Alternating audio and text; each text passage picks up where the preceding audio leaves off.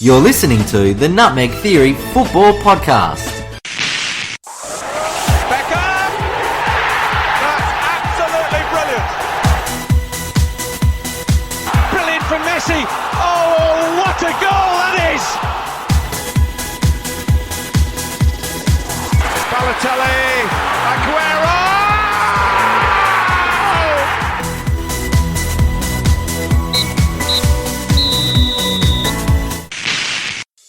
Welcome to our first official TNT podcast. I'm Adam. Joining me each week to digest the key moments and matchups from around the footballing globe is Rocky. How you going? Ilija. Hello. And Jono. Hey boys.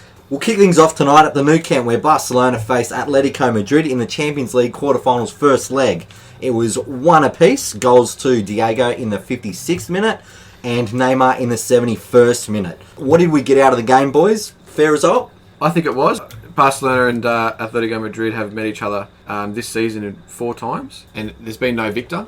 I think it all came down to a piece of brilliance from either team, with a fabulous goal from Diego, and yes, Neymar scored, but I think Iniesta's pass that split the defence was the difference in the end. It has to be said that Courtois as well had a fantastic game. For me, I think it was a fair result. 1-1 is what I predicted before the game.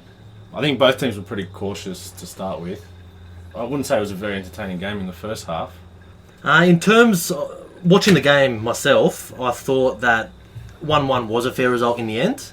Times throughout the game, I thought Barcelona were the better team. Chances-wise, both teams sort of had the same amount of chances. They both looked threatening. I think Villa in the first 15 minutes had 2 really good chances. Pinto made 2 good saves at the start. So overall, 1-1 is a fair result. I think going to the second leg, I think 1-1 leaves the tie wide open. Do you think it's fair to say that Barcelona were in complete control of the game until that Diego goal? Diego comes on as a substitute, scores a goal from 30 yards out, turns the game on its head. I think it was after the goal, Diego's goal, that Barca sort of realised, hang on a second, they just looked more organised after the goal. I think they took it more seriously. They had a bit more fight about them, didn't they? A bit more urgency in their attack. And I think they not that they sort of got scared, but they realised, this is it. We've got to really start doing something here. It was like a wake up moment. It was a bit of a wake up call. Wake up call, yeah. They were at home, in front of their home crowd. You would have felt that Barcelona being at home, going a goal down, they would have felt, we've got to do something here and we've got to lift. And I thought they did. I felt that Courtois was probably Atletico's best player. The amount of chances that Barcelona created, the amount of saves that Courtois was forced to make, if any of those go in, Barcelona goes 2 ahead, 3 ahead. Overall, I just don't think Barca are as sharp in the final third as they once were. I think Xavi has lost his ability to play that killer pass as he used to do on a regular basis. Atletico seemed very happy to clog the middle of the park. They allowed Barca to play wide because they knew Barca are not going to cross the ball in. So it sort of played into their hands, the style of Barcelona's play. Fabregas, I think he's wasted in that position. I agree with you. You have Xavi, Fabregas, and Iniesta. They looked like they were all 3 of them were playing the same role. Yeah. I mean, that obviously the best pass was from Iniesta. Yeah. He seemed to play that passing game the best out of all 3 of them. When Iniesta got moved back into the midfield and he took Fabregas off for Sanchez when he came on, Barca looked a better team. Iniesta looks better in the midfield 3. He can play that killer pass. When he's out on the left, he's sort of limited to sort of half the field. He can only look inboards. Where when he's in the middle, he can play left, right, forward, back, whatever. So, in my opinion, Iniesta needs to play in the midfield 3. Yeah, I agree. He's not the player that you target to put a ball through for. He's the guy that you want to be receiving the pass for. Exactly, yeah. Well, looking towards the second leg, do we see Atletico getting through in this one? I think it's fair to say that Atletico Madrid are in the driver's seat for this second leg, but I think that the away goal that they've scored today is a real big step into the next stage of the Champions League for them. Yeah, it's definitely something to look forward to. Anything can happen. It's going to be an even second leg. My money would still be on Barcelona. I just think they have too much firepower up front, and as you said, the game means too much now. It's at a delicate stage now, and I think the experience of Barcelona will get them through. Piqué's injury is a loss for Barca. I think his experience in the second leg will be much needed at the back. But I like what I saw from Bartra when he came on for PK. He's a bit quicker. He reads the game very well. He's still very young, so you don't know what you're going to get from him. But yeah, it's going to be an interesting second leg, I think.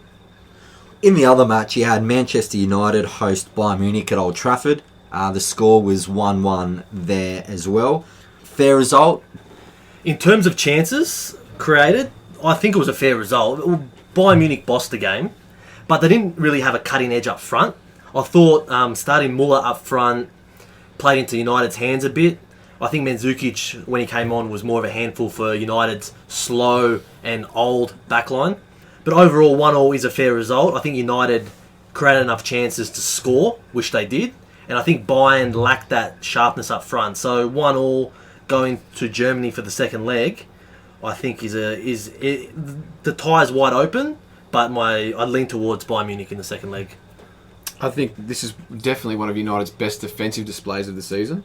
The link between Vidic and Rio, I haven't seen in a long time. It was classic United for me. 75% possession to Bayern Munich, and 16 shots with 3 on target was, just not the Bayern I know. Bayern Munich held possession just for the sake of holding possession. They weren't making runs in behind the line.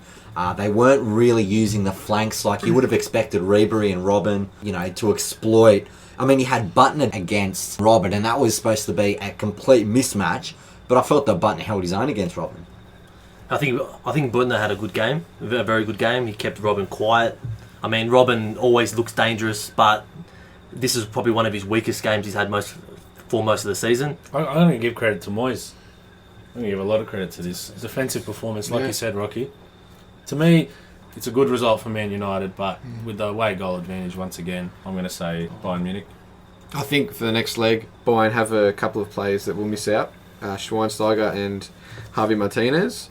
But I think Pep Guardiola's just got too much at his disposal in terms of players and calibre of players that he has. Unlike Moyes, who basically is just rattled with injuries and has 2 or 3 players that are fighting for that role behind the strikers in Fellaini, Mata and Kagawa, who I think played a really good game today.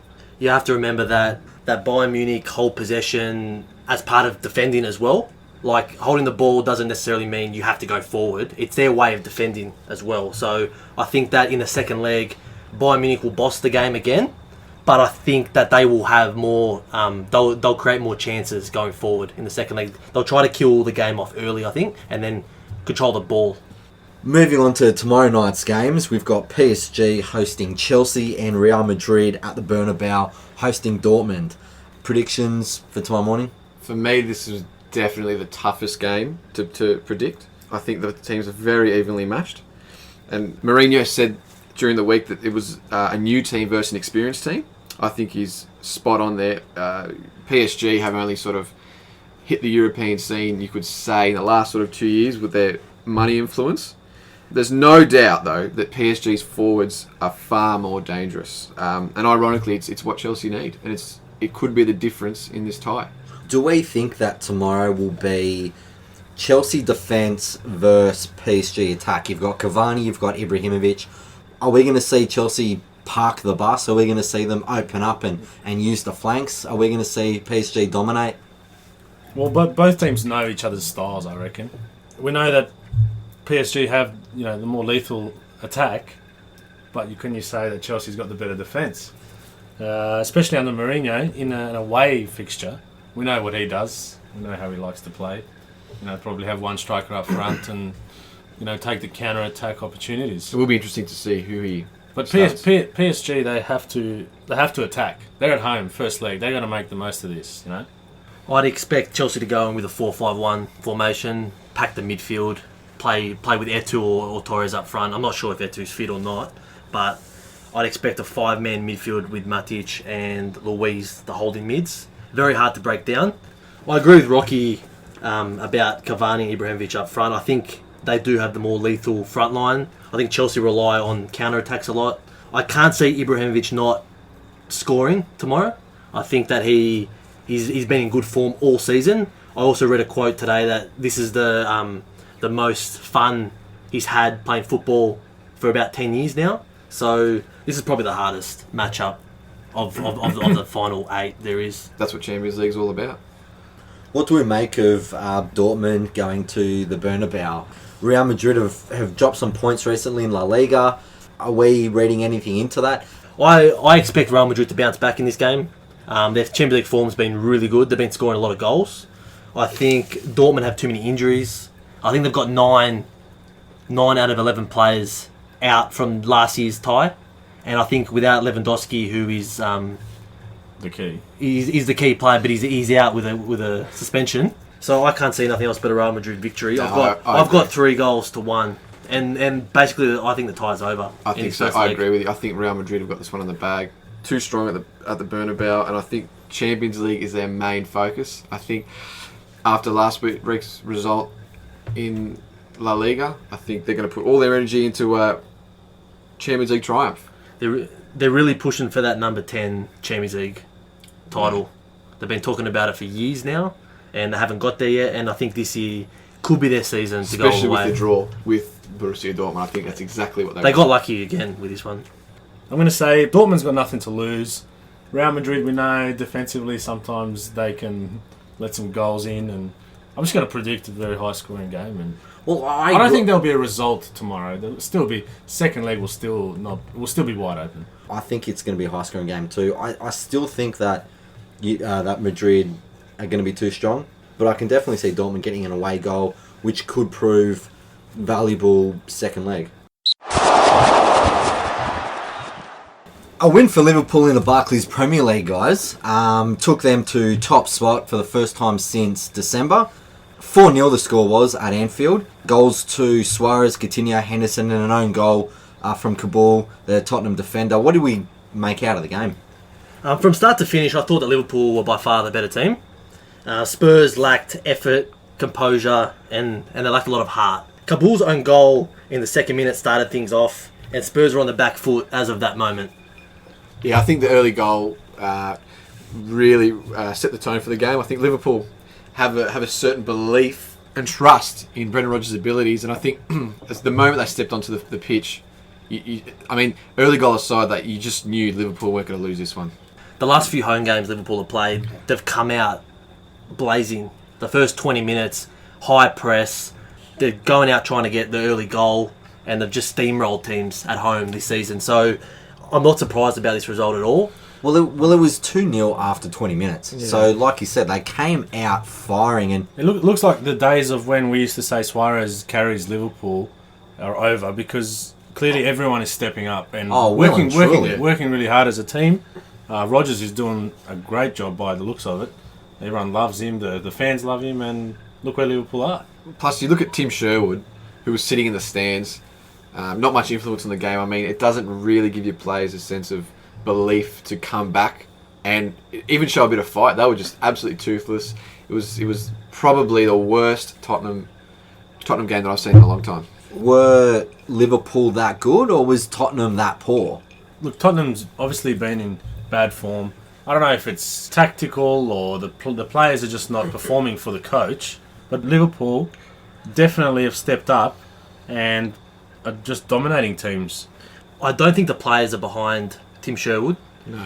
For the first 3 games he was in charge, it looked like it was a fresh Tottenham, new formation.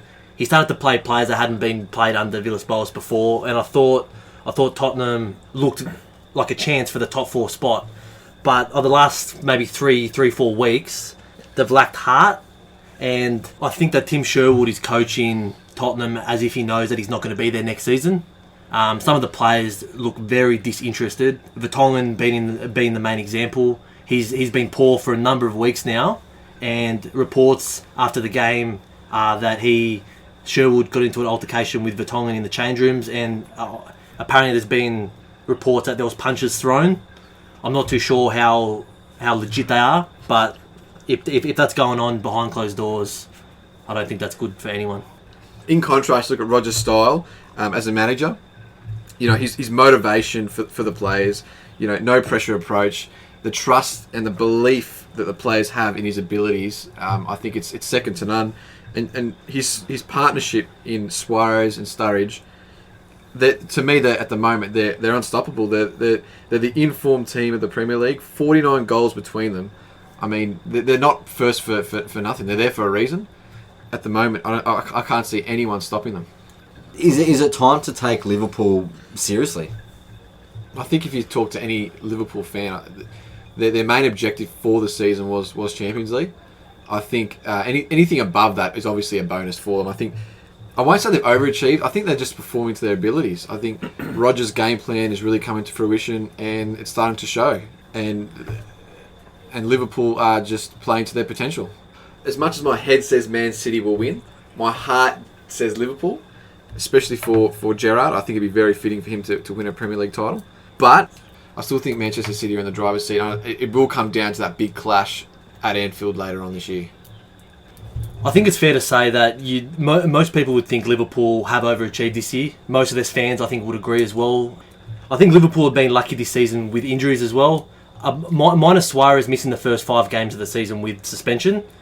Other than that, most of their team has been sort of the same most of the season. It's been settled. It's been settled, yeah. Like the midfield with Gerrard, Henderson and Coutinho has been basically their 3 midfield most of the season. They haven't really chopped and changed too much.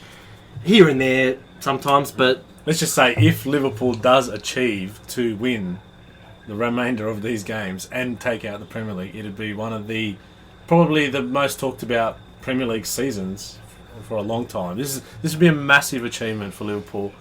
It's been a Cinderella story for Liverpool this year. We can't deny that. But one of the main reasons why Liverpool are sitting on top is because Chelsea dropped points away to Crystal Palace. Well, what do we make of Chelsea? Has the wheel fallen off? It's funny. Mourinho is known for his mind games and his way of words, especially with other coaches. But I think what he said during the week in that Chelsea have to rely on other teams' results now is pretty much spot on the mark. Whether it's a mind game or not, I think he's made the call and it's actually spot on. I think Chelsea that loss really hurts. I think they're too far behind the likes of Man City and Liverpool, who've just hit red hot form. Crystal Palace obviously turned up. It's one of those cases where the bottom half teams playing with nothing to lose. I mean, they are close to relegation, but well, that's exactly right. They're in the relegation battle, so they're going to turn up for every game. And don't forget, since Tony Pulis took over at Crystal Palace, their defence has shored up. They've got one of the best young defenders in the Barclays Premier League in Joel Ward.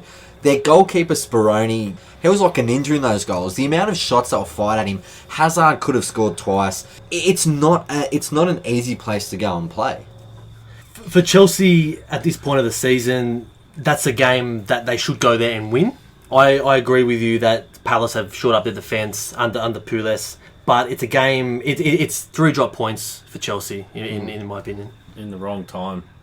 Do the results on the weekend, given that Manchester City drew with Arsenal at the Emirates, it was a 1-1 scoreline there. Even though Manchester City have 2 games in hand, is the pressure on them? Well, Liverpool and Chelsea have the points in the bank. City still have to make up these games. Yeah, it's so the pressure is on City to win those games. They're not gimme games. I think they've got Southampton. They've got Southampton coming up at home midweek, and then they've got the big showdown with Liverpool at Anfield. The decider. That game is crucial to determine who will come first or second.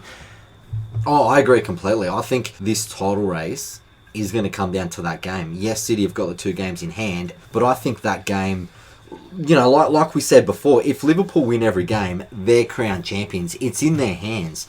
So City have to go to Anfield and get a result. They need the 3 points. And let's not forget, Liverpool over the past few years have had a great record against Manchester City. You could call them their bogey team.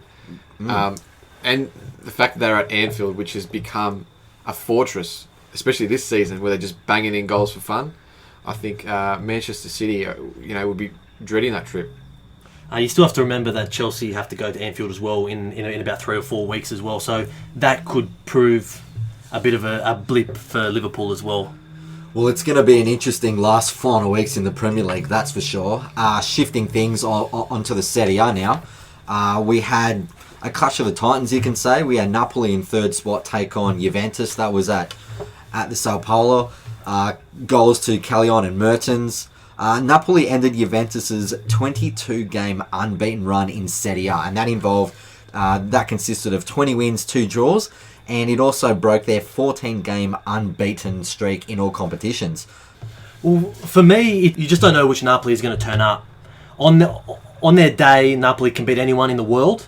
You just don't see it often enough. So I'm not surprised about the result. They were at home in this game, so a 2-0 win doesn't surprise me at all. Buffon had to make a lot of saves in this match, so the score could have been anything. Like Jono said, where has this Napoli been, you know? For me, I had them finishing above Roma this season and possibly even challenging Juventus for the title.